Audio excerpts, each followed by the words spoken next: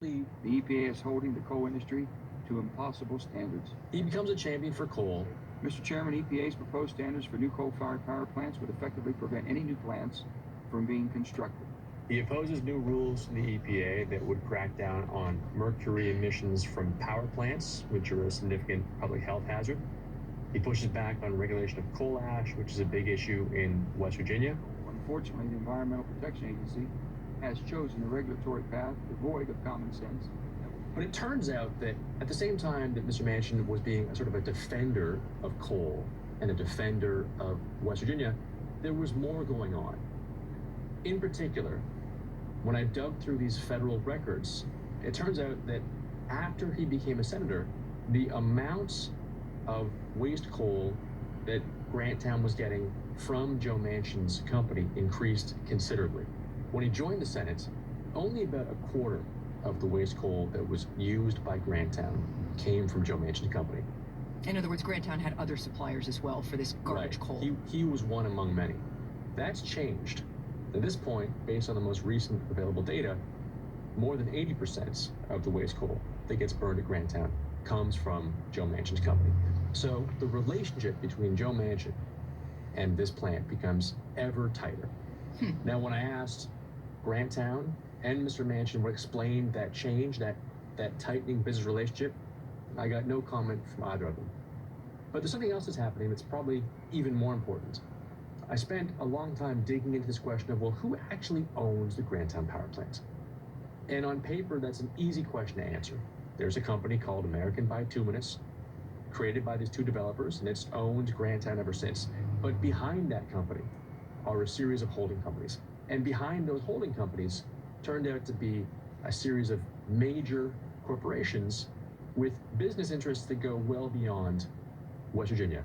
Those companies are, at various points, Edison International, a major utility company, NRG Energy, a big energy company, and then Sumitomo, a Japanese-based conglomerate that has business in all kinds of areas. And why does that matter? The thing that matters is, at the same time that those three corporations had ownership stakes in Grantown, they were also lobbying the Senate. And not just lobbying the Senate, they were lobbying the Senate on issues that were under the jurisdiction of committees Mr. Manchin sat on. So I think the important part of this part of the story is it really shows how Mr. Manchin's potential conflict of interest grew along with his power. Okay, so let me see if I understand what you're saying, Chris. So the parent company of the plant is actually lobbying Congress quite aggressively, it sounds like. And those things taken together are kind of disturbing because it's almost as if his own company is lobbying him. Right. And I spoke with ethics experts on this, and the way they described it to me is there's no indication that anything that happened meant that Mr. Manchin was breaking the law. There's also no indication that anything that happened meant Mr. Manchin was breaking Senate rules. Now, as problematic as Joe Manchin's relationship with this power plant might have seemed until recently, it didn't have any obvious impact on the public interest or on party policy or on U.S. policy. Now, that changed in 2020. Climate change, climate warming, global warming is an existential threat to humanity. We have a moral obligation to deal with it. Because in 2020, Joe Biden became president. Our health and our jobs are at stake. And he ran and won on a campaign of addressing climate change. But the Senate also became evenly split. And in the evenly split Senate, Joe Biden's climate agenda really depends on every Democrat in the Senate voting in favor of his bills. Senator Joe Manchin is the most sought-after swing vote in the 50-50 Senate. Joe Biden now relies on Mr. Manchin for his support. Right. It's all eyes on Joe Manchin. I'm trying to think of the last time a senator had as much power as Joe Manchin has right now. And the result was, all of a sudden, what had been until then an unusual situation with Joe Manchin, but not an especially important one, all of a sudden became crucial to the future of American climate policy. And you could think of this as sort of the third chapter in this saga of Joe Manchin's relationship with with Grantown power plants. Because it turned out that even as these negotiations are playing out in public in Washington over the fate of Mr. Biden's climate agenda, a very different fight was happening behind closed doors in West Virginia. And what was that?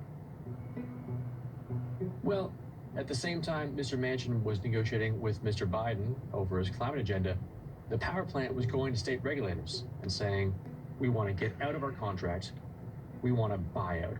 And they said one of the reasons they need it is because they're worried that the federal government might tighten climate rules. So what happened? In November, Grantown gets a hearing to see if they can persuade state regulators to help them get this infusion of cash. The hearing does not go well for Grantown, and it sure looks as though they are not going to get this cash infusion they've been asking for.